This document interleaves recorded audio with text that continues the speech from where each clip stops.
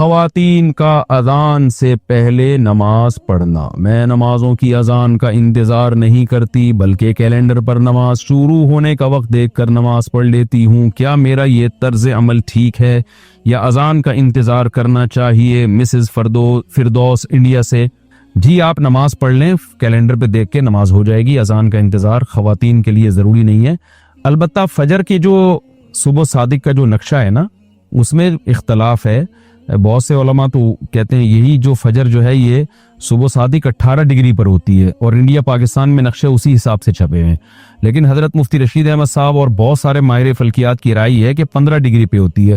تو انڈیا، پاکستان، بنگلہ دیش، برما میں وہ 15 ڈگری جو فجر ہے وہ موجودہ نقشوں کے کم سے کم 15 سے 20 منٹ کے بعد شروع ہوتی ہے۔ تو آپ فجر میں یہ احتیاط کر لیں کہ جو فجر میں صبح صادق کا ٹائم لکھا ہوا ہے اس سے 20 منٹ کے بعد آپ فجر پڑھ لیں۔ باقی نمازوں میں جیسے ہی وقت داخل ہو آپ پڑھ لیں تو کوئی حرج نہیں ہے۔ کیا اذان کے دوران نماز پڑھ سکتے ہیں؟ اذان ہو رہی ہو تو نماز پڑھ سکتے ہیں، یہ کچھ دیر ٹھہر کر نماز پڑھنی چاہیے۔ مریم نواز پڑھ سکتے ہیں نماز، لیکن افضل یہی ہے کہ اذان سن لیں، اطمینان سے اذان سن کے اس کا جواب دیں، پھر اذان کی دعا پڑھیں، اس کے بعد نماز پڑھیں۔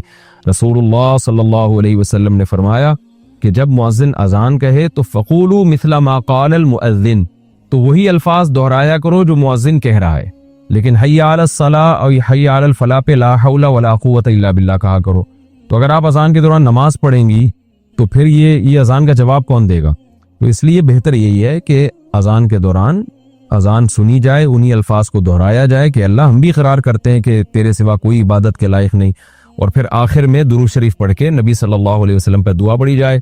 اللہم رب هذه الدعوة التامة والصلاة القائمة آت محمدا الوسیلة والفضیلة وابعثه مقاما محمودا الذی وعدته انک لا تخلف الميعاد۔ آپ نے فرمایا جو اذان کا جواب دے اور یہ دعا پڑھے، حلت لہو شفاعتی، میری شفاعت اس کے لیے لازم ہو جائے گی۔ تو اتنی بڑی فضیلت ہے، یہ اس پر عمل کرنا چاہیے۔ محمد صاحبان سعودی عرب سے پوچھتے ہیں، میں جس علاقے میں رہتا ہوں یہاں مسجد تقریباً 2 کلومیٹر دور ہے اور اذان کی آواز بھی نہیں آتی، چنانچہ موبائل پر ہی اذان سن کر اقامت کہہ کر نماز پڑھ لیتے ہیں۔ کیا اس طرح کرنا صحیح ہے یا ہمیں اذان اور اقامت دونوں کہنی چاہیے؟ نیز جو نمازیں پڑھی گئی ہیں وہ ادا ہو گئی کہ نہیں؟ بھائی اس طرح کرنا بالکل بھی ٹھیک نہیں ہے۔ نمازیں تو ہو گئیں، اذان کے بغیر بھی نماز ادا ہو جائے گی، مگر یہ خلاف سنت ہے۔ فرض نماز آپ کو اذان کہہ کے پڑھنی ہے۔ ہاں اگر اذان کی آواز آپ کو آتی ہے، دور کوئی مسجد ہے جس کی آواز آپ تک آ رہی ہے، پھر آپ کے لیے اذان کہنا یہ ضروری نہیں ہے۔ عبداللہ ابن مسعود رضی اللہ تعالیٰ عنہ کا مشہور قول ہے، اذان الحی یکفینا، محلے کی اذان ہمارے لیے کافی ہے۔ لیکن اگر اذان کی آواز نہیں آتی تو پھر آپ کو چاہیے کہ آپ پراپر طریقے سے اذان کہیں، اقامت، اور پھر اس کے بعد فرض نماز ادا کریں۔ اذان کے بعد درود و سلام کا حکم۔ ہمارے گاؤں میں اذان سے پہلے اور اذان کے بعد صلاۃ و السلام پڑھا جاتا ہے، کیا یہ صحیح ہے؟ اس بارے میں رہنمائی فرما دیں۔ خواجہ صاحب گجرات پاکستان سے۔ دیکھو بھائی، اللہ کے رسول صلی اللہ علیہ وسلم نے جو ہمیں اذان بتائی ہے وہ اللہ اکبر سے شروع ہوتی ہے اور لا الہ الا اللہ پہ ختم ہوتی ہے۔ اس سے پہلے بلند آواز سے اسپیکر پہ درود پڑھنا یا اس کے بعد بلند آواز سے اسپیکر پہ درود پڑھنا، یا یعنی بلند آواز سے پڑھنا، چاہے وہ اسپیکر پہ ہو یا بغیر اسپیکر کے، یہ آپ صلی اللہ علیہ وسلم سے ثابت نہیں۔ صرف اتنا ثابت ہے کہ جب اذان ختم ہو تو نبی صلی اللہ علیہ وسلم کی ترغیب ہے کہ درود شریف پڑھو اور اس کے بعد یہ دعا پڑھو، اللہم رب هذه الدعوة التامة والصلاة القائمة آت محمدا الوسیلة والفضیلة وابعثه مقاما محمودا الذی وعدته انک لا تخلف المیعاد۔ بس اتنا پڑھا جائے گا۔ تو اس سے پہلے اور بعد میں جو پہلے تو درود شریف ہے ہی نہیں، لیکن اور اسپیکر پہ پڑھنا ہے تو اپنے طور پر کوئی کسی بھی وقت درود شریف پڑھ سکتا ہے، کوئی پابندی نہیں ہے۔ لیکن اسپیکر پہ جب آپ پڑھیں گے یا اذان سے پہلے بلند آواز سے پڑھیں گے تو لوگ یہی سمجھتے ہیں کہ یہ اذان کا حصہ ہے۔ تو جو کام رسول اللہ صلی اللہ علیہ وسلم نے نہیں کیا، صحابہ نے نہیں کیا، وہ کام اگر آپ ثواب سمجھ کے کریں گے تو وہ بدعت ہو جائے گا۔ لوگ کہتے ہیں اس میں حرج کیا ہے، درود شریف ہی پڑھ رہے ہیں نا اور کوئی غلط کام تھوڑی کر رہے ہیں۔ تو میں ان سے ایک سوال پوچھتا ہوں کہ اچھا ٹھیک ہے، جب اذان ختم ہوتی ہے لا الہ الا اللہ پہ تو آپ ساتھ میں محمد الرسول اللہ بھی لگا دیا کریں بلند آواز سے، یعنی مؤذن کو حکم دیں لا الہ الا اللہ محمد الرسول اللہ۔ ظاہر ہے جب مؤذن یہ الفاظ پڑھے گا تو اس سے پوچھیں گے نا بھائی اذان تو لا الہ الا اللہ پہ ختم ہو رہی ہے، تو تم نے محمد الرسول اللہ صلی اللہ علیہ وسلم، یہ محمد الرسول اللہ تم نے کیوں لگایا؟ تو وہ کہے گا بھائی اس میں حرج کیا ہے, میں غلط تو نہیں کہہ رہا, لا الہ الا اللہ کا مطلب کوئی اللہ کے سوا عبادت کے قائل نہیں, تو ہم اس کے بھی قائل ہیں کہ محمد صلی اللہ علیہ وسلم اللہ کی رسول ہے, تو میں نے کہہ دیا تو پابندی تو نہیں ہے نا شریعت میں محمد رسول اللہ پڑھنے پر. ہم کہیں گے واقعی محمد رسول اللہ پڑھنے پر پابندی نہیں ہے بلکہ ترغیب ہے, لیکن اس موقع پہ نہیں ہے, اس کے علاوہ کسی اور موقع پہ آپ پڑھیں. تو یاد رکھیں جیسے اذان جہاں ختم ہو رہی ہے لا الہ الا اللہ پہ, تو ختم کرنے میں جب ہم قرآن و سنت کو فالو کر رہے ہیں تو اذان جہاں سے شروع ہوتی ہے تو شروع کرنے میں فالو کیوں نہیں کرتے, اس میں اپنی طرف سے کیوں ہم نے درود شریف بڑھا دیا ہے. تو اس لیے یہ عمل غلط ہے, اس سے اجتناب کرنا چاہیے. نماز کے ممنوع اوقات کون کون سے ہیں؟ نفل نماز کے ممنوع اوقات کون کون سے ہیں؟ طاہر انصاری فرانس سے. دیکھیں نماز کے جو ممنوع اوقات ہیں, ایک تو یہ ہے کہ سورج کا ذرا سا کنارہ نکل جائے, یعنی جب فجر کی نماز قضا ہوتی ہے نا جس ٹائم پہ سورج ذرا سا نکل جائے تو مکروہ وقت شروع ہو گیا, جب تک کہ وہ ایک نیزے تک نہیں پہنچ جاتا, یعنی اس اتنا بلند نہ ہو جائے کہ اس کی میں جو ہے نا تھوڑی سی چمک پیدا ہو جائے, جو پاکستان اور ہندوستان میں تقریباً 15 سے 20 منٹ کا ٹائم ہوتا ہے یہ, اور دوسرے ملکوں میں زیادہ بھی ہو سکتا ہے, ناروے میں ہو سکتا ہے بہت ہی زیادہ ہو, لیکن وہاں کے حکام الگ ہیں. تو یعنی سورج میں تھوڑی سی تیزی پیدا ہو جائے تو اس وقت پھر آپ نماز پڑھ سکتے ہیں. دوسرا مکروہ وقت ہے جب سورج بالکل سر پہ پہنچ جائے, جس کو زوال کا وقت کہتے ہیں, تو یہ تقریباً 10 منٹ کا ہے. یعنی اگر ٹائم لکھا ہے نا زوال کا وقت 12:30 تو سمجھ لیں کہ 12:25 سے 12:35 تک مکروہ وقت ہے, یعنی 5 منٹ پہلے اور 5 منٹ بعد میں.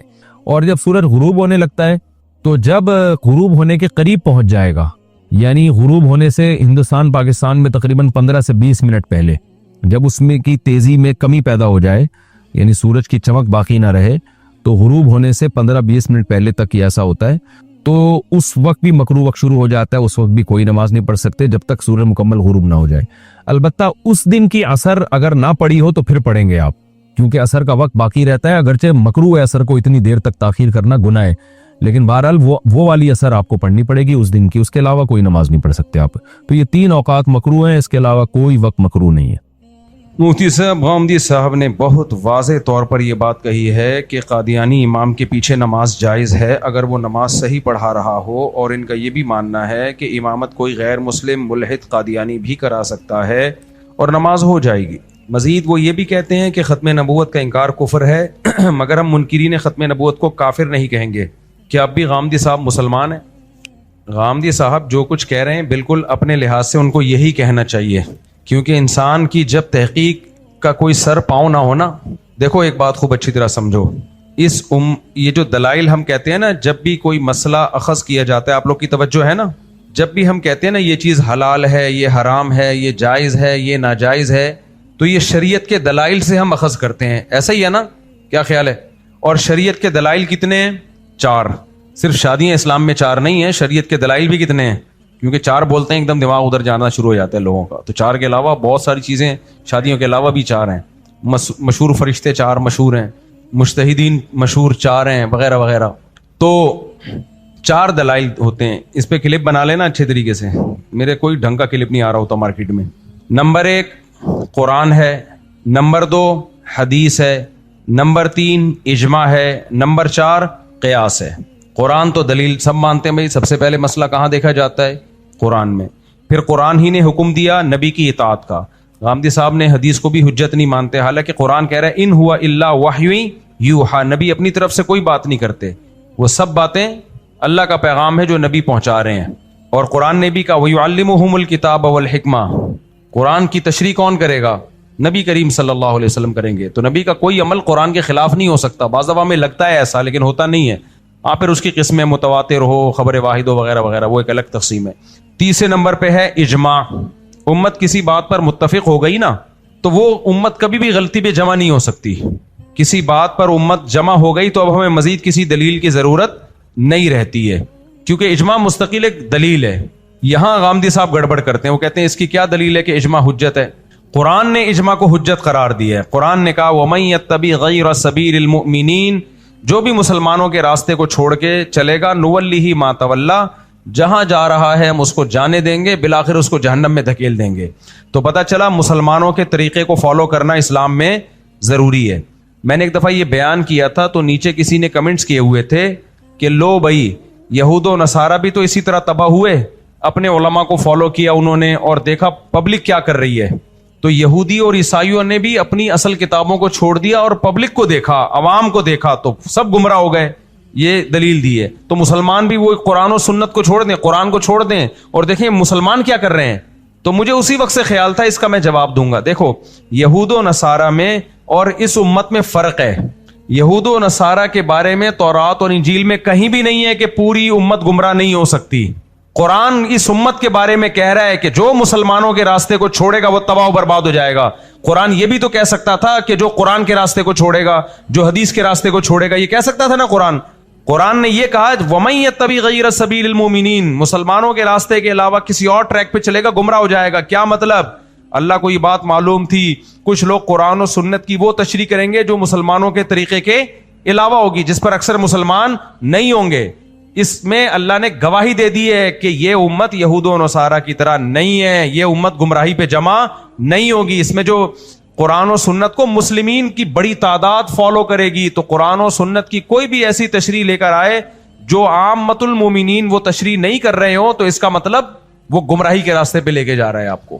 اور اس کی ایک عقلی دلیل یہ ہے کہ یہود و نصارہ کے پاس جو پیغمبر آئے وہ آخری نبی نہیں تھے, جبکہ اسلام میں جو پیغمبر آئے ہیں محمد صلی اللہ علیہ وسلم وہ آخری نبی ہیں. پوری امت اگر گمراہ ہو گئی, کسی بھی وقت پہ گمراہی پہ جمع ہو گئی, تو پھر اگلی نسلوں کے لیے حجت کون بنے گا؟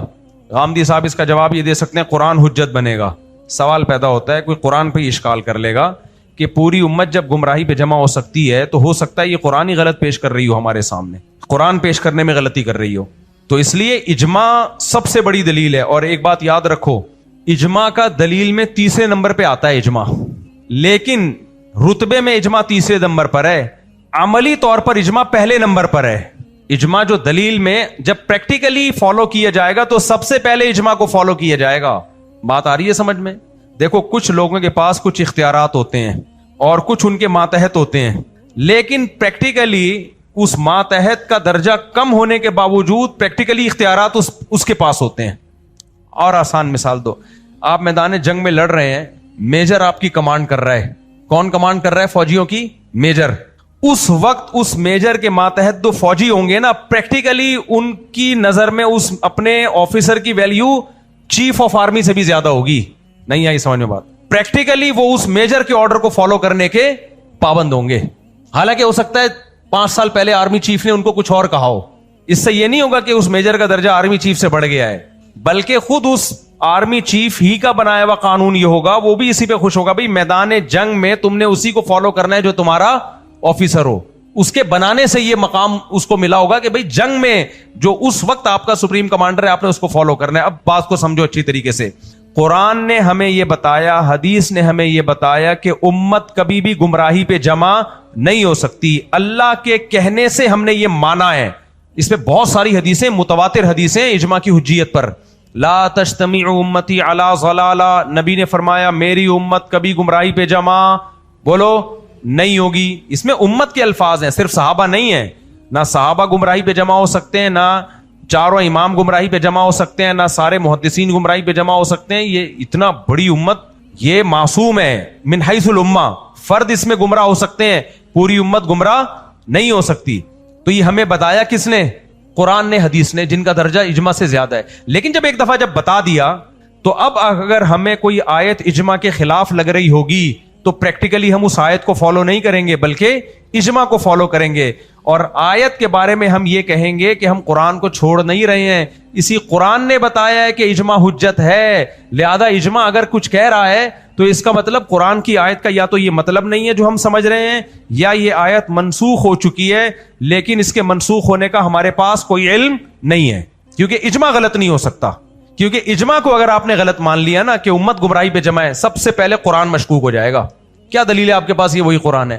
بھائی پوری امت سینہ بسینہ نقل کرتی چلی آ رہی ہے اور یہ امت گمراہی پہ جمع نہیں ہو سکتی. تورات غلط میں تحریف ہوئی نا, پوری غلط نہیں ہے لیکن تحریف ہوئی. کیوں؟ وہ لوگ گمراہی پہ جمع ہو سکتے تھے. انجیل میں تحریف ہوئی, کیوں؟ وہ لوگ گمراہی پہ جمع ہو سکتے ہیں. قرآن میں ممکن نہیں ہے تحریف, کیوں؟ یہ امت گمراہی پہ جمع نہیں ہو سکتی. اللہ نے حفاظت کا وعدہ اسی طرح سے کیا کہ امت کو گمراہی پہ جمع نہیں ہونا, کیونکہ یہ امت آخری امت ہے, یہ آخری امت ہے. اب اس امت کے بعد کوئی نبی نہیں ہے, اب یہ امت ہی پیغمبروں کی نائب ہے. اس امت میں انڈیویجولی گمراہ لوگ ہو سکتے ہیں, میں غلط ہو سکتا ہوں, آپ غلط ہو سکتے ہو, سارے غلط ہو جائیں یہ نہیں ہو سکتا. تو غامدی صاحب اس بیس کو نہیں مانتے ہیں. جب نہیں مانتے ہیں تو پھر وہ جو چوکے چھکے لگاتے رہے, ان کو یہ حق ہے کہ لگائیں, وہ چوکے بھی لگائیں اور چھکے بھی لگائیں, وہ متضاد باتیں بھی کریں گے, کیونکہ امت کو ایک بیس ہی کو ختم کر دی نا. غامدی صاحب سے کسی خاتون نے سوال پوچھا کہ چاروں امام اس کے قائل ہیں کہ شادی شدہ مرد اور عورت اگر زنا کرتے ہیں تو ان کو رجم کیا جائے گا. یہ سوال تھا, یہ اس سے ملتا جلتا کوئی دوسرا سوال تھا. چاروں امام, امام ابو حنیفہ, امام مالک, امام شافعی, امام احمد بن حنبل, یہ تابعین تبع تابعین کے دور کے لوگ ہیں. یہ کس دور کے لوگ ہیں؟ ان کی ریسرچ پر پوری امت نے اعتماد کیا ہے. حتیٰ کہ جو ان کو فالو نہیں بھی کرتے وہ مانتے ہیں ان کو, جیسے اہل حدیث ان کو فالو نہیں کرتے لیکن مانتے ہیں کہ یہ چاروں کیا تھے؟ امام تھے. یعنی امام کا مطلب قرآن و سنت کے بہت بڑے عالم تھے, متقی تھے, پرہیزگار تھے, وہ مانتے ہیں ان کو, وہ بھی ہیں. تو اس خاتون نے یہ سوال کیا کہ یہ کیا بات ہے کہ وہ چاروں امام قرآن کا مطلب, آیتوں کا مطلب کچھ اور بتا رہے ہیں اور آپ اس کا مطلب کچھ اور بتا رہے ہیں. بات سمجھ میں آ رہی ہے؟ ادھر توجہ ہے کہ نہیں ہے؟ تو غامدی صاحب نے جواب جو دیا, وہ جواب میں بھی غامدی صاحب نے گڑبڑ کی ہے. وہ جواب یہ دیا کہ میں اپنے الفاظ میں, وہ جواب مجھے پورے الفاظ تو یاد نہیں ہے نا, اس کا مفہوم یہی ہے بھائی ہم نے فالو کرنا ہے قرآن و سنت. یعنی قرآن کو, سنت کو بھی وہ عجیب طریقے سے بتاتے ہیں کہ جہاں ان کے مطلب کی سنت ہوتی ہے فالو کر رہے ہوتے ہیں, جہاں نہیں ہوتی وہ کہتے ہیں حدیث تو تاریخی کتابیں ہیں. یہ جگہ جگہ ان کی کتابوں میں بھی آپ کو ملے گا, ان کے بیانات میں بھی آپ کو ملے گا. جہاں حدیث سے اپنا مطلب نکل رہا ہے فوراً حدیث, جہاں نہیں نکل رہا تو بھائی میں حدیث کو, تاریخی کتابیں ہیں یہ تو اب اس خاتون نے پوچھا کہ وہ پوری امت تو فالو کر رہی ہے, 99% امت نے چاروں اماموں کو فالو کیا ہے, بلکہ اس سے بھی زیادہ, اگر آپ تحقیق میں جائیں گے تو اس سے بھی زیادہ. تو اتنے لوگ ان کو فالو کر رہے ہیں, تو یہ چاروں قرآن و سنت کی تشریح غلط, تو یہ کیسے ہو سکتا ہے؟ تو انہوں نے کہا کہ بھائی دیکھیں یہ امام بہت بڑے تھے, مجتہد تھے, سب کچھ تھا, لیکن ہم کسی انسان کے بجائے ہم فالو کس کو کریں گے؟ قرآن کو. یہ جواب سوال کے مطابق نہیں ہے. اس خاتون کا, وہ تو بیچاری مطمئن ہو کے, یعنی ظاہر ہے کیا کرتی, وہ بیٹھ گئی. میں وہاں بیٹھا ہوا ہوتا تو میں فوراً کہتا ایکسکیوز می سر کائنڈلی. غامدی صاحب, خاتون کا جو سوال ہے وہ ابھی اسی جگہ کھڑا ہوا ہے. وہ سوال یہ نہیں تھا کہ یہ چاروں امام قرآن کو فالو کر رہے تھے یا آپ فالو کر رہے ہیں. بات یہ ہے کہ یہ چاروں امام کو سمجھ میں نہیں آیا, جن پر پوری امت اعتماد کر رہی ہے کہ ان کو اسکالر مان رہی ہے. تو یہ کیسے ہو سکتا ہے کہ چاروں امام اور ان کے متبین میں بھی بڑے بڑے علامے پیدا ہوئے, امام بخاری بھی, امام ان کے, ٹھیک ہے وہ اس سینس میں ان کے مقلد نہیں تھے, لیکن محدث اپنے, یعنی خود ایک بہت بڑے علامے تو تھے نا, اور عقائد میں تو سب ایک دوسرے کو فالو کرتے رہے ہیں. اہل سنت والجماعت کے عقائد تو سب کے سیم ہیں. تو ان میں سے 1400 سال میں کسی کو سمجھ میں نہیں آیا, 1400 سال کے بعد جا کے آپ کو سمجھ میں آیا. تو جواب یہ نہیں ہونا چاہیے کہ میں قرآن کو فالو کرتا ہوں اماموں کو نہیں, جواب یہ ہونا چاہیے وہ سب غلط تھے, میں صحیح ہوں. ان سب نے قرآن کو غلط سمجھا, میں نے قرآن کو صحیح سمجھا, اور میں اس دعوے پہ قائم ہوں, یہ کہنا چاہیے. لیکن یہ جواب دنیا میں کوئی مانے گا؟ اصل میں خاتون کا سوال یہ تھا کہ حضرت اتنی بڑی بلنڈر ہوا ہے اس امت سے کہ 1400 سال سے امت آیت کی غلط تشریح کرتی آ رہی ہے. آپ 1400 سال کے بعد جا کے جو تشریح کر رہے ہیں اس سے تو سارے غلط ثابت ہو رہے ہیں نا. ایک آدمی غلط ہو سکتا ہے, 2 غلط ہو سکتے ہیں, 4 اسکالر غلط, لاکھوں غلط ہو گئے.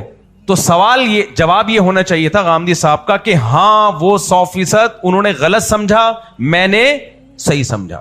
جواب یہ ہونا چاہیے تھا. لیکن یہ جواب دنیا مان لیتی؟ یہ نہیں مانتی جواب کہ حضرت آپ اتنے بڑے ہو گئے, آپ اتنے بڑے اسکالر ہو گئے کہ 1400 سال سے آپ کیا. باقی لوگ, وہی مجھے مثال یاد آئے گی کہ ہمارے محلے میں ایک پٹھان اور پنجابی کا پھڈا ہو گیا. وہ پھڈا پٹھان پنجابی ہونے کی وجہ سے نہیں ہوا, پھڈا تو ان کا ذاتی لین دین تھا. لیکن آپ کو پتا ہے ہمارے ملک میں کسی بھی بیس پہ جب لڑائی ہوتی ہے تو قومیت میں تبدیل ہو جاتی ہے. پٹھان ہے تو اپنا پٹھان ہونا پیش کرنا شروع کر دے گا, پنجابی ہے تو تاکہ سارے پٹھان پنجابی لڑے آپس میں. یہ تو جاہلیت ہے جس کی نبی صلی اللہ علیہ وسلم نے نفی کی ہے. تو کیا ہوا, اب وہ پٹھان بار بار اس کو تانے دے رہے ہیں, ہم پٹھان ہیں, ہم تیرے کو چھوڑے گا نہیں, ہم پٹھان ہیں. تو وہ پنجابی جواب میں کہہ رہے کیوں, روٹی صرف پٹھان کھاتے ہیں, پنجابی نہیں کھاتے کیا؟ روٹی صرف پٹھان کھاتے ہیں, میں سن رہا تھا بیٹھ کے, کیوں روٹی صرف پٹھان کھاتے ہیں, پنجابی نہیں کھاتے کیا؟ یہ جواب دے رہا ہے اس کو. اب لڑائی ہو رہی, خیر وہ چھڑوا دیا لڑائی, وہ شکر ہے پٹھان پنجابی لڑائی نہیں شروع ہوئی. تو میں غامدی صاحب سے کہتا ہوں, غامدی صاحب نے جو کہا نا کہ وہ چاروں اماموں نے جو بھی سمجھا میں ان کی سمجھ کا پابند نہیں ہوں, میں خود قرآن پہ ریسرچ کر کے میں جو, تو یہ جواب نہیں تھا. جواب یہ دینا چاہیے تھا کہ انہوں نے غلط سمجھا سب نے, اور میں نے صحیح سمجھا. تو پھر میں کہتا ہے کیوں روٹی صرف آپ کھاتے ہو, 1400 سال سے امت کیا گھاس کھا رہی تھی کیا؟ ان میں کون سے منرلز کی کمی تھی جن کی کھوپڑی نے کام کرنا چھوڑ دیا تھا کہ قرآن ان میں سے کسی کو سمجھ میں نہیں آ رہا تھا, اور آپ نے امریکہ میں جا کے کچھ ایسے چنے چلغوزے کھائے ہیں جو آپ کی عقل اتنی فاسٹ ہو گئی ہے کہ آپ کو وہ آیتوں کا مطلب سمجھ میں آ رہا ہے جو 1400 سال میں کسی کے سمجھ میں نہیں آیا. وہی وہ جو مجھے پھڈا یاد آیا نا کہ روٹی صرف آپ کھا رہے ہو, ان لوگوں نے روٹیاں نہیں کھائیں. تو وہی بات ہے, وہ ہمارے دوست ہیں سلمان بھائی, کیا کریں یار, چٹکلے پہ چٹکلے یاد آ جاتے ہیں. ہمارے دوست ہیں یہاں, یہ میں نے بڑا واقعہ سنا ہے, بڑا مزہ آتا ہے. ہمارے ادھر دوست ہیں بڑے اکثر دعوت کرتے رہتے ہیں. ایک دفعہ ہم ان کے گھر, میں تو نہیں تھا, یہ انہوں نے خود مجھے سنایا واقعہ. کھانا ہے بھائی, آگے بیٹھے ہوئے عمران بھائی, ابھی بھی ہیں باریک سے یہاں ہوتے ہیں کہ عمران صاحب, وہ بیٹھے ہوئے ہیں. باریک کا لفظ کاٹ دینا, وہ غصہ نہ ہو جائے, دبلے ہیں یار, باریک کا لفظ کاٹ دینا, دبلے سے ہیں عمران بھائی. وہ بیٹھے ہوئے, سامنے ایک اور لڑکا بیٹھا ہے, اس کا نام نہیں بتاؤں گا میں, وہ پھر بولے گا میری برائی کر رہے ہیں مفتی صاحب. وہ سامنے بیٹھا ہوا ہے. اب بریانی میں ایک پلیٹ میں 2 بندے شریک, ایک پلیٹ میں 2 بندے شریک. یہ جو دوسرے تھے نا, ان کا نام میرے منہ سے نکلتا ہے, میں ایک دم بریک لگا رہا ہوں, تو وہ ایسا نہ ہو بیچارے بولے یار اتنا پرانا واقعہ آپ میری بدنامی کر رہے ہو. یہ ساری بوٹیاں انہوں نے جلدی جلدی کھا لی, اور پلیٹ میں جو نئی بوٹی لا کے ڈالی جا رہی ہے اس پہ بھی. جو عمران بھائی جو تھے نا, ان کو آ گیا غصہ. اب انہوں نے کہا کہ غیر اخلاقی حرکت ہوگی کہ میں دعوت میں بولوں تو ساری بوٹیاں کھا گیا. ہم کھانے پہ تو بریانی میں بوٹیاں ہی کھا جو تو بچا گیا. اب ان کو لگا ہے تھوڑی سی غیر اخلاقی حرکت ہوگی کہ میں ان کو بولوں کہ تم بوٹیاں کھا گئے, اچھا نہیں کیا. تو انہوں نے احتجاج کرنے کے لیے نا, اس کو دکھانے کے لیے کہ مجھے آپ کا عمل برا لگا ہے, ہاتھ باندھ کے ایک طرف کونے میں جا کے بیٹھ گئے کہ میں کھا ہی نہیں رہا, منہ سے کچھ نہیں بولا. اچھا, عمران بھائی کا کہنا یہ تھا کہ میں احتجاج کر لیتا بات ختم ہو جاتی, کوئی میرا آگے موڈ نہیں تھا لڑنے کا جھگڑنے کا, اور ان کو بھی احساس ہو جاتا کہ میں نے غلط کیا, بات ختم ہو جاتی, میرا کوئی جھگڑے کا کوئی طنز کرنے کا موڈ نہیں تھا. لیکن اگلا جو جملہ انہوں نے بولا نا, جو بوٹیاں کھا گئے تھے, انہوں نے کہا عمران بھائی کیا آپ گوشت نہیں کھاتے؟ کہتے اس پہ مجھے غصہ آیا. کہہ رہے, میں نے کہا نہیں, ہم تو گھاس کھاتے ہیں, گوشت تو صرف تم کھاتے ہو, ہم کس پہ پلے ہوئے ہیں, ویجیٹیرین ہیں, ہم گھاس پھوس کھاتے ہیں. کہہ رہے غصہ مجھے اس پہ آیا کہ ایک تو بوٹیاں کھا گیا ہے, بس چھوڑا کچھ بھی نہیں ہے, ختم کرنے کے بعد پوچھ رہے آپ گوشت کھاتے. تو غامدی صاحب سے بھی میں یہ کہوں گا, خاتون نے آپ سے سوال پوچھا تھا, چاروں امام ایک طرف ہیں, ان کی ریسرچ ایک طرف ہے, اور بلکہ پوری امت ایک طرف, اور آپ ایک نئی تحقیق مارکیٹ میں لا رہے ہوتے ہو, تو یہ سارے غلط تھے, آپ صحیح ہو. تو وہ جواب میں کیا کہتے ہیں غامدی صاحب, بھائی میں کسی امام کو یا کسی محدث کو نہیں, میں ڈائریکٹ کس کو فالو کرتا ہوں, قرآن کیا کہتا ہے. تو بھائی آپ نے جواب مطمئن نہیں کیا, آپ یہ جواب دو کہ ہاں وہ سارے, ان کو سمجھ نہیں تھی, سمجھ کس کو ملی ہے, مجھے ملی ہے. تو پھر ہم آپ سے سوال پوچھیں گے, معاذ اللہ نقل کفر, کیا وہ گھاس کھاتے تھے؟ بادام پستے صرف آپ نے کھائے ہیں؟ یہ نہیں ہو سکتا میرے بھائی. تو غامدی صاحب چونکہ اجماع ہی کو نہیں مانتے, تو پھر وہ چوکے چھکے جتنے لگ رہے ہیں یہ کم لگ رہے ہیں. یہ چوکے چھکے اس سے زیادہ, وہ قادیانیوں کو اتنا بھی کہہ دیا نا انہوں نے کہ ختم نبوت کا انکار کفر ہے, یہ بھی بڑی بات ہے یار, اس پہ انعام ملنا چاہیے, ایوارڈ ملنا چاہیے, ورنہ اس تکلف کی کیا ضرورت تھی. اگر وہ کہہ دیتے قادیانی کافر نہیں ہے تو کیا ہوتا, امریکہ میں کوئی کیس ہوتا ہے؟ کچھ بھی نہیں ہوتا. ٹھیک ہے بھائی, یہ ان کا بہت بڑا ظرف ہے, انہوں نے یہ مان لیا کہ ختم نبوت کا انکار کفر ہے. آگے پھر انہوں نے پھینک دی لمبی کہ کفر تو ہے لیکن قادیانی کافر نہیں ہے, قادیانی کافر نہیں ہے, اور ان کے پیچھے نماز بھی کیا ہے, جائز ہے, نماز ہندو کے پیچھے بھی جائز ہے, مسیحی کے پیچھے بھی جائز ہے. تو ان کو پھینکنے دو, آپ ٹینشن میں نہ جاؤ. ہم نے امت کو من حیث الامہ فالو کرنا ہے, جو صدیوں سے چلی آ رہی ہے. صحیح مسلم کی حدیث ہے, من شذ عن جماعت المسلمین شذ فی النار, جو مسلمانوں کے ٹریک سے ہٹے گا, اللہ جب ان مسلمانوں کو جنت میں لے کے جا رہا ہوگا نا, تو اس کو نہیں جانے دے گا. اللہ کہے گا تم دنیا میں سب کو غلط کہتے تھے نا, تو آج ان کے ساتھ جنت میں جا کیسے رہے ہو؟ یہ میں نہیں کہہ رہا, یہ نبی کی حدیث کہہ رہی ہے. من شذ عن جماعت المسلمین, جو مسلمانوں کی جماعت سے 1.5 اینٹ بھی الگ ہوگا, تو جو بھی الگ ہوگا آخرت میں بھی اللہ الگ کر کے اس کو کہیں گے مسلمان جنت میں جائیں گے جو عامت المسلمین کے ٹریک پہ چل رہے تھے. اسی لیے میں بار بار کہتا ہوں, جس اسکالر کو سننے کے بعد, چاہے وہ غامدی ہو چاہے کوئی بھی ہو, جس کو سننے کے بعد یہ لگے کہ یہی ٹھیک ہے باقی سارے غلط ہیں, فوراً فتویٰ لگا دو یہ غلط ہے باقی سارے ٹھیک ہیں. اللہ نے یہ پورا قرآن کسی ایک اسکالر پہ نازل نہیں کیا ہے, قرآن اور حدیث سمجھنے کے لیے جو اللہ نے سمجھ عطا کی ہے, لاکھوں کروڑوں لوگ ہیں جو سنتے آ رہے ہیں, سمجھتے آ رہے ہیں, عمل کرتے آ رہے ہیں. تو وہ امت ہے بھائی, یہ گمراہی پہ جمع نہیں ہو سکتی. اس میں انڈیویجولی لوگ غلط ہو سکتے ہیں, غلط فرقے بھی آ سکتے ہیں, لیکن وہ فرقے بھی مائنورٹی میں رہیں گے, میجورٹی ہمیشہ حق پر رہے گی. لا تزال طائفۃ من امتی ظاہرین علی الحق, نبی نے فرمایا میری امت کی ایک جماعت ہمیشہ حق پہ غالب رہے گی. غالب میں اشارہ ہے کہ پاور میں رہے گی, وہ بڑی تعداد میں ہوگی. آج اہل سنت والجماعت کی تعداد کم ہے یا زیادہ ہے؟ پوری دنیا میں جو اہل سنت والجماعت کے عقیدے فالو کرنے والے وہ بھرے ہوئے ہیں, ان کے مقابلے میں لوگ کم ہیں. اور پھر ان اہل سنت والجماعت میں ان چاروں اماموں کو فالو کرنے والے سب سے 99% ہیں, کیونکہ ان کے عقیدے وہی ہیں جو قرآن و سنت سے ماخوذ ہیں. تو اس لیے ہم نے پوری امت کو دیکھنا ہے. یہ انڈیویجولی جو 2-3 رائے ہوتی ہیں, یہ ان کا قرآن حدیث ان کو مبارک ہو. باقی قادیانی کافر ہیں, ان کے پیچھے نماز جائز نہیں ہے, ان سے نکاح بھی جائز نہیں ہے. کوئی نکاح کرے گا نکاح بھی منعقد نہیں ہوگا. ان کا ذبیحہ بھی حلال نہیں ہے, ذبح کر لیا کھانا حرام ہے, وہ نجس ہے. ایسے ہے جیسے خنزیر کھا لو یا قادیانی کا ذبیحہ کھا لو, قرآن میں کوئی فرق نہیں ہے. لا تأکلوا مما لم یذکر اسم اللہ علیہ, اللہ نے کہا جس پر اللہ کا نام نہ لیا گیا وہ بھی نہ کھایا کرو. اور وطعام الذین اوتوا الکتاب, تمہارے لیے صرف اوت الکتاب کا ذبیحہ حلال ہے, اور اوت الکتاب قرآن کی نص کے مطابق یہودی اور عیسائی ہیں.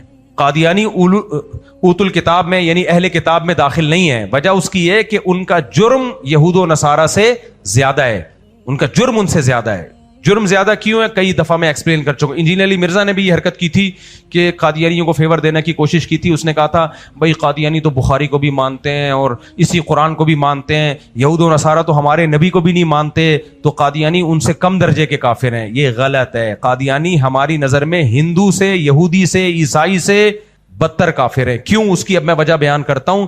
پہلے بھی میں ایک مثال دے چکا ہوں. دیکھو, آپ کا ایک بیٹا ہے لائق, دوسرا ہے چرسی. کیا خیال ہے؟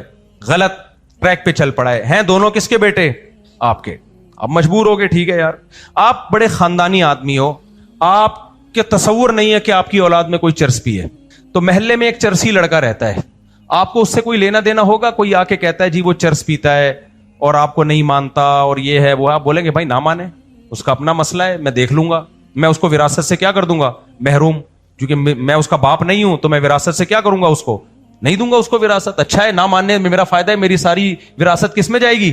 میری اولاد میں. تو اللہ بھی کہتا ہے جو میرے نبی کو نہیں مانتے میں ان کو جنت کی وراثت سے محروم کر دوں گا.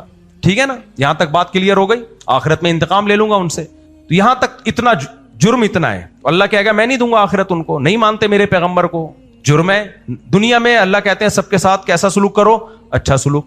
دنیا کے اصول کچھ اور ہیں, آخرت کے اصول کچھ اور.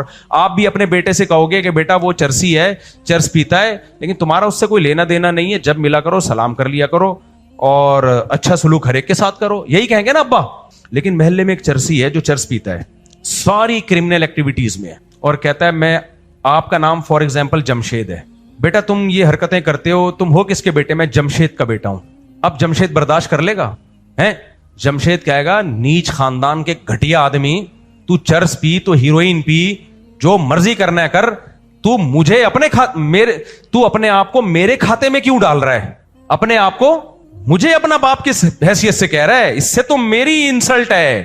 کس کی انسلٹ ہے؟ خاندانی لوگوں کی انسلٹ ہوگی کہ نہیں ہوگی؟ عزت دار لوگوں کی.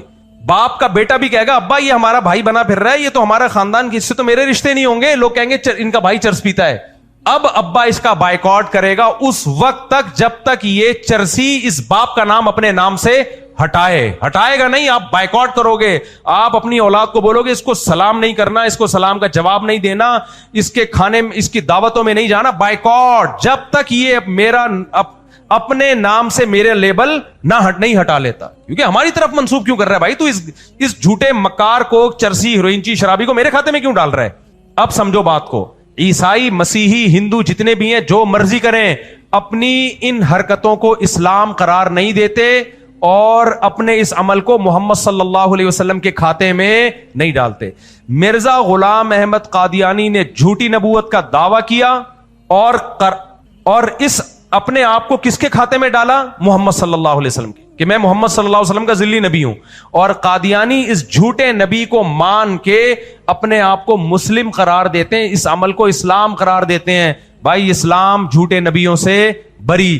میں نے ابھی 22 حدیثیں صحیح سند کے ساتھ نکالی ہیں جس میں نبی کا ارشاد ہے کہ میں آخری نبی ہوں, میرے بعد کوئی نبی نہیں ہے. صحابہ کے اقوال نکالے ہیں, سب میں یہ کوئی نبی نہیں ہے میرے بعد. اور آپ نے فرمایا 30 جھوٹے پیدا ہوں گے, ہر ایک دعویٰ کرے گا کہ میں نبی ہوں. فرمایا انا خاتم النبی لا نبی بعدی, میرے بعد کوئی نبی نہیں ہے. بار بار آپ یہ کہہ رہے ہیں, پوری امت جمع ہو چکی ہے اس پر کہ آپ آخری نبی ہیں. ایک جھوٹا کذاب اٹھتا ہے اور تو اٹھ جاتا, نبوت کا دعویٰ کر لیتا, اپنے مذہب کا جو مرضی نام رکھتا, تو جانتا, تیرے فالوور جانتے, اس کو کس کے کھاتے میں ڈالا جا رہا ہے؟ سید الانبیاء کے کھاتے میں, کہ ہمارے نبی کا ذلی نبی ہے. نہیں بھائی, یہ ہم برداشت, یہ ہماری غیرت کے خلاف ہے. ہم نے اپنے نبی کا دفاع کرنا ہے, لہذا ہم مسیحی کو عزت دے سکتے ہیں, ہندو کو عزت دے سکتے ہیں, کیونکہ وہ بت پرستی کو اسلام قرار نہیں دیتے. وہ یہ نہیں کہتے ہمیں محمد صلی اللہ علیہ وسلم نے کہا کہ بتوں کی عبادت کرو. مسیحی یہ نہیں کہتے ہمیں محمد صلی اللہ علیہ وسلم نے کہا کہ مسیح علیہ السلام کو اللہ کا بیٹا بناؤ. قادیانی کہتا ہے کہ ہم نبی کے حکم پہ اس کذاب اور جھوٹے کو اللہ کا پیغمبر مانتے ہیں, اور اس کو فالو کرنے کو عین نبی کو فالو کرنا سمجھتے ہیں. اس لیے قادیانیوں کا جرم زیادہ ہے, بالکل اس شخص کی طرح تو جھوٹا ہو اور شریف آدمی کے کھاتے میں اپنا اولاد میں اپنا نام ڈال دے. تو شریف آدمی کہے گا اس کا بائیکاٹ کرو. اس لیے میں نہیں کہہ رہا بد اخلاقی کریں قادیانیوں سے, لیکن میرے بھائی ہم ان کی دعوتوں میں شرکت کو حرام سمجھتے ہیں. ان کے ساتھ شادی بیاہ تو ہو ہی نہیں سکتا, غیر مسلم ہے. ان کا ذبیحہ بھی حلال نہیں ہے, کیونکہ پروٹوکول اللہ نے مسیحیوں کو, یہودیوں کو تو دیا ہے, قادیانیوں کو یہ پروٹوکول اللہ نے نہیں دیا, کیونکہ ان کا کفر بدتر کفر ہے. غلط چیز اسلام کے کھاتے میں ڈالی ہے, اور غلط بھی چھوٹی نہیں, بہت بڑی غلطی. دیکھو جب کسی کو نبی مان لیا جاتا ہے تو وہ دن کو رات کہے رات ماننا پڑتا ہے, رات کو دن کہے دن ماننا پڑتا ہے. یہ مقام ہے نبی کا. تو ہماری نظر میں ایک جھوٹا آدمی ہے, آپ اس کو مان لیتے نبی, لیکن یہ نہ کہتے, آپ کا اللہ آپ سے خود ہی پوچھ لیتا, آپ نے اس کو اسلام قرار دے دیا. آج قادیانی اپنے مذہب سے اسلام کا لیبل ہٹا لے, کہہ دے کہ ہم غیر مسلم ہیں. کیا کہہ دیں؟ ہم غیر مسلم, ہمارا ایک الگ مذہب ہے. آج ہم ان کو گلے لگا لیں گے, بولیں گے ٹھیک ہے تم غیر مسلم ہو, تو غیر مسلموں کے ساتھ اسلام کیا حکم دیتا ہے؟ اچھا سلوک کرو. اپنی مسجد کو مسجد نہ کہیں, وہ مسلمانوں کے جو شاعر ہیں وہ استعمال نہ کریں. ابھی کسی نے بتایا سندھ میں قادیانی قربانی کر رہے ہیں. بھائی ہم پاکستان میں یہ کام آپ کو نہیں, یہ اسلام, یہ مسلمانوں کا شعار ہے, قربانی آپ کو کرنے کی اجازت, بند کمرے میں جو مرضی کرو, ہم نہیں پوچھیں گے آپ کو یہ شاعر ظاہر, کیونکہ اس سے لوگ دھوکہ کھاتے ہیں کہ یہ سمجھتے ہیں یہ اسلام ہے. تو اس لیے قادیانی کو نماز میں اس کا ہم بکرا حلال پیسوں کا ذبح کر دے, وہ بوٹی ہم پہ حرام ہے, ہم اس کو نماز میں کیا بنا لیں؟ غامدی صاحب کے مشورے امام بنا لیں. تو یہ غامدی صاحب کے فتوے غامدی صاحب کو مبارک ہوں. اور دیکھو اللہ نے قرآن میں کہا ہے نا کہ میں جھوٹے نبی کو پنپنے نہیں دیتا, ہے نا قرآن میں نے اس کی کئی دفعہ تشریح بیان کی ہے. اس سے ایسی غلطیاں کرواتا ہوں کہ لوگوں کو پتہ چل جائے یہ جھوٹا ہے, جیسے مرزا غلام احمد سے کروائی غلطیاں. تبھی قادیانی مرزا غلام احمد کی نبوت پہ مباحثہ کریں گے آپ سے. مرزا غلام احمد کی شخصیت پہ قادیانی 100 بار زہر کا پیالہ پی لے گا. قادیانی کبھی مرزا غلام احمد, ایک لفظ نپا تلا کہہ رہا ہوں سوچ سمجھ کے, قادیانی سے آپ بحث کرو نبی آخری نبی تھے نہیں تھے, ہر چیز پہ بحث کرے گا. قادیانیوں سے آپ یہ کہو چلو اس پہ بحث کرتے ہیں کہ مرزا غلام احمد قادیانی شریف آدمی تھا یا نہیں تھا, قادیانی 100 بار زہر کا پیالہ پی لے گا, لیکن اس ٹاپک پہ کبھی آپ سے بات نہیں کرے گا. علماء اس سے بات کرتے ہیں اس پہ کہ مرزا کی کتابوں سے ہم ثابت کریں گے یہ نبوت تو شرافت کے بعد کی چیز ہے, یہ شریف انسان نہیں تھا. ایسی غلطیاں اس سے کروا دی گئی ہیں, اس کی شخصیت کو اللہ نے ہمیشہ کے لیے مجروح کر دیا تاکہ کوئی کنفیوژن نہ ہو. تو یاد رکھو, اسی طرح کوئی مذہبی اسکالر جو قرآن و سنت کے نام پہ لوگوں کو غلط گائیڈ کر رہا ہو, اس کی ذاتی حیثیت کیا ہے وہ ایک الگ بحث ہے. گائیڈ غلط کر رہا ہو, اللہ اس سے وہ غلطیاں کرواتے ہیں کہ دنیا کے سامنے ظاہر ہو جاتا ہے کہ یہ صحیح اسکالر نہیں ہے, اس کو فالو مت کرو. کیوں؟ جو بھی علماء ہیں یا مذہبی اسکالر ہیں جن کے پاس علم ہے حدیث کے مطابق, وہ پیغمبر کے وارث ہیں. تو جیسے اللہ جھوٹے پیغمبر کو پنپنے نہیں دیتے, جھوٹے اسکالر کو بھی اللہ پنپنے نہیں دیتے. سے ایسی مسٹیک کرواتے دنیا کے سامنے واضح ہو جاتا ہے کہ یہ اس قابل نہیں ہے کہ اس کو فالو کیا جائے, یہ اللہ کے ذمہ ہے. اور اللہ یہ تبھی دیکھو نا ان کے فتوے کس طرح کے آ رہے ہیں, یعنی ان کے جو کام 1400 سالہ تاریخ میں کبھی کسی نے فتویٰ نہیں دیا, صحیح ہے نا, کہ غیر مسلم کے پیچھے نماز. تو یہ اللہ کی طرف سے ہوتا ہے. ایسی غلطیاں کروائی جاتی ہیں کہ, اور یہ ایک تو غلطی ہوتی ہے نا, تعبیر میں غلطی ہو گئی, کہنا کچھ چاہ رہا تھا, یہ تو سب انسان ہو. ایک ہوتا ہے باقاعدہ کانفیڈینس کے ساتھ, ڈھٹائی کے ساتھ غلطی کرنا اور پھر اس پر قائم رہنا. تو یہ ایک نہیں ہے, ایسی غلطیوں کے پورے پلندے ہیں. غامدی صاحب نے کووڈ کے زمانے میں فتویٰ دیا تھا کہ گھروں میں بھی جماعت جائز ہے, یعنی آپ آن لائن بھی جماعت کر سکتے ہیں. امام کی اسکرین پہ آپ دیکھ کے نا جماعت کی نماز پڑھ لیں. ایک صاحب داڑھی والے, ان کا نام ذہن سے, انہوں نے بڑا اچھا ریئیکشن ریکارڈ کیا. انہوں نے کہا غامدی صاحب نے فتویٰ تو دے دیا, لیکن یہ فتویٰ اتنا بڑا لطیفہ ہے کہ غامدی صاحب کو اندازہ بھی نہیں ہوا کہ میں کون سا لطیفہ سنا کے چلا گیا ہوں. انہوں نے کہا یہ تو پوری دنیا مانتی ہے کہ امام ہمیشہ آگے ہوتا ہے, مقتدی ہمیشہ پیچھے. اب اسلام آباد میں ایک آدمی آن لائن نماز پڑھا رہا ہے, کراچی میں جو اقتدا کر رہا ہے کراچی سے مکہ زیادہ قریب ہے, اسلام آباد سے کم از کم بھی میرا خیال ہے 1000 کلومیٹر دور ہوگا. تو یہ عجیب و غریب نماز ہے جس میں امام 1000 کلومیٹر پیچھے کھڑا ہوا ہے اور مقتدی 1000 کلومیٹر آگے. انہوں نے کہا لیکن محترم نے فتویٰ دے دیا. ایک اور مثال دے کے بس بات ختم کرتا ہوں.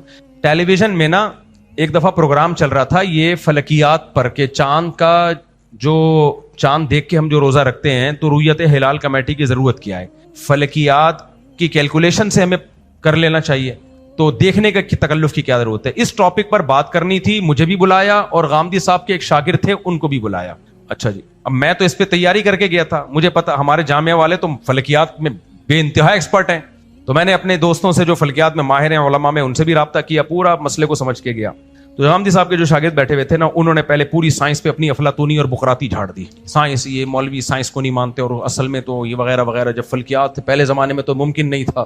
میری باری آئی, میں نے کہا دیکھیں اللہ کا یہ بڑا فضل ہوا کہ ٹیلی ویژن والوں نے ماہر فلکیات کو بھی بلایا ہوا تھا کراچی یونیورسٹی کے.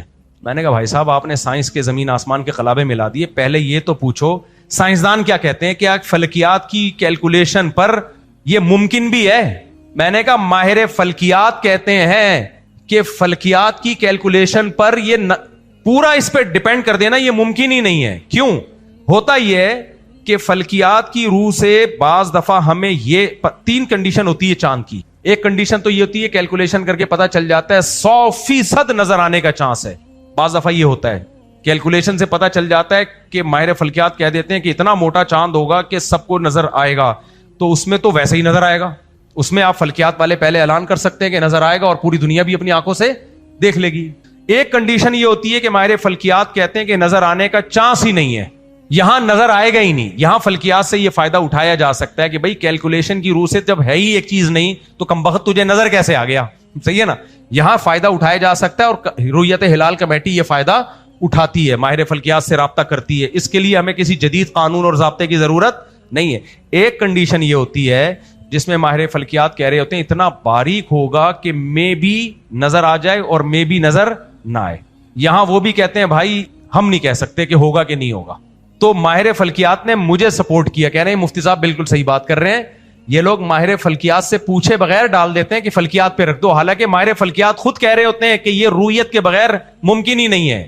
یعنی فلکیات سے مدد لی جا سکتی ہے اور لی جا رہی ہے, لیکن کل وہ اگلا مہینہ شروع ہو رہا ہے یا نہیں ہو رہا, یہ 2 صورتوں میں تو ممکن ہے, اور اکثر و بیشتر یہ بیچ کی صورت ہوتی ہے, اس میں تو ممکن ہی نہیں ہے. میں نے کہا لو بھائی, بلا وجہ سائنس کے زمین آسمان کے خلابے ملا کے نا بھرم میں ڈالنے کی کوشش کہ سائنس سائنس سائنس کر رہے ہو. سائنسدان خود نہیں, جیسے ایک اور اسکالر ہے, نام نہیں لوں گا, ان کو بڑی سائنس سائنس کر رہے ہوتے ہیں, کہتے ہیں مولویوں کو سائنس بالکل نہیں آتی ہے. تو ایک ماہر تھے, وہ ذرا سائنس تھوڑی زیادہ جانتے ہیں. کل میری فون پہ ان سے بات ہوئی, انہوں نے کہا یار یہ والی سائنس اللہ کا بڑا فضل ہے کہ مولویوں کو نہیں آتی ہے جو یہ سائنس پیش کر رہا ہے. پھر انہوں نے بتایا کتنی غلط سائنس پیش کر رہا ہے یہ بندہ, جو کہہ رہا ہے کہ دوسرے پلینٹ سے بارش ہوئی تھی نوح علیہ السلام کا, جہاں طوفان آیا تھا نا. سائنسدانوں نے ایک سیارہ دریافت کیا ہے جہاں آکسیجن ملی ہے, وہ زمین سے بہت دور ہے. تو ایک اسکالر ہیں, اکثر وہ مولویوں کو نیچا دکھاتے رہتے ہیں کہ سائنس وائنس کا نہیں پتا, مجھے پتا ہے سائنس کا. تو انہوں نے کہا نوح علیہ السلام کے دور میں جو طوفان آیا تھا نا, جو قرآن کہہ رہے آسمان کے دروازے ہم نے کھول دیے تھے, تو ایکچولی وہ اس پلینٹ سے بارش آئی تھی اس پلینٹ پہ. آئی بات سمجھ میں؟ تو وہ چونکہ یہ زیادہ جانتے ہیں جو میرے دوست ہیں فلکیات, انہوں نے کہا کہ اتنی بڑی پھینکی ہے نا اس نے, آدھی سائنس تو لے رہا ہے کہ وہاں آکسیجن ہے, یہ نہیں لے رہا کہ وہاں سے کیا پانی کا اس زمین پہ آنا ممکن بھی ہے, اتنی دور ہے, نوری سال ہوتا ہے نا, ناممکنات میں سے وہاں سے یہاں پانی آ جائے. تو وہ کہنے لگے مولوی مفتی صاحب اللہ کا بڑا فضل ہے مولویوں نے یہ والی سائنس نہیں آتی. اسکالر نے پھینکے جا رہے ہیں, پھینکے جا رہے ہیں, پھینکے جا رہے ہیں. تو اس لیے میرے بھائی قرآن و سنت, میڈیکل سائنس ڈاکٹروں سے پوچھا جائے گا. سمجھ میں آ رہی ہے بات؟ سونف خشک ہوتی ہے گرم ہوتی ہے, یہ حکیم بتائیں گے آپ کو.